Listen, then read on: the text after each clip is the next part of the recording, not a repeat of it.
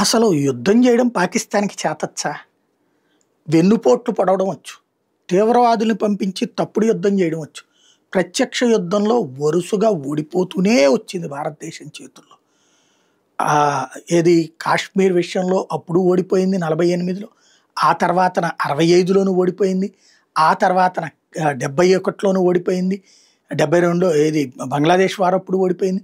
కార్గిల్ వార్‌లోను ఓడిపోయింది. మొన్న ఏదైతే 3 సార్లు surgical strikes 1, surgical strikes 2, operation Sindoor 3 సార్లు ఓడిపోయింది. ఓటమి అన్నటువంటిది దాని చిరునామా. అట్లాంటిది ఇప్పుడు ఆఫ్ఘనిస్తాన్‌తో యుద్ధం అంది. తాలిబాన్లు వెంటాడి వేటాడుతుంటే తట్టుకోలేక సౌదీ అరేబియా దగ్గరికి పంపించింది ఒక టీంని, ఖతార్ దగ్గరికి పంపించింది ఒక టీంని. వాళ్ళ చేతన వీళ్ళతో చెప్పించి ఏది తాలిబాన్లకి కాల్పుల విరమణ మళ్ళీ చర్చించుకుందామని చెప్పి ప్రస్తుతానికి తాత్కాలిక కాల్పుల విరమణకి ఒప్పించుకుంది.